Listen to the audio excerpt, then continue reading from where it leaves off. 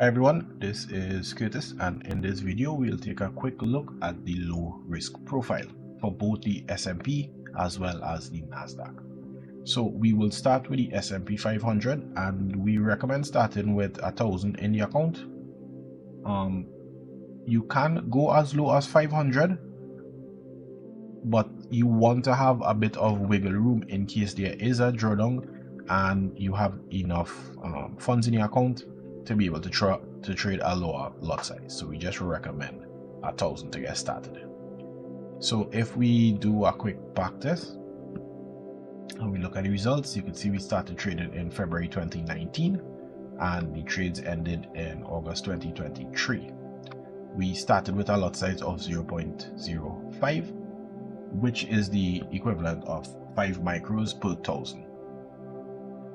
This is the equity graph.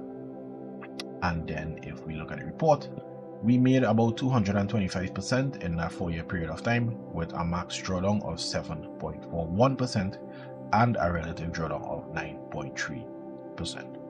So this is the S&P for the low risk, and now we'll take a look at the Nasdaq. Alright, so now let's take a look at the Nasdaq. For the Nasdaq, we recommend starting with a balance of about 1,500. Now, this is strictly due to how much the Nasdaq moves, and in order to keep the risk low, it would be best to trade with a lot size of 0.01. Now, in order to maintain 0.01 while trading the Nasdaq, you need to cater for drawdowns, and in order to cater for drawdowns, since you can't trade less than 0.01, you need a slightly higher balance just in case there is a drawdown. So this is where the 1,500 comes from. So now we will trade it, we'll do a backtest for the same 4-year period of time, and you can see here we started with 0.01. Now this went all the way up to 0.04. This is the graph.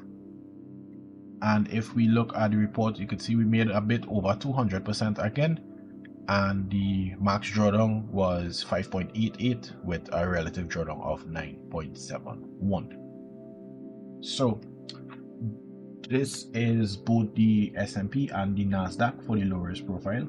Keep in mind, even though both backtests prove to have drawdowns under 10%, it is always said that your biggest drawdown is to come in the future. So we will have an account drawdown limit of about 20%. At this point, all trades will stop, and then we will stop and reevaluate the positions and see what we would need to do moving forward.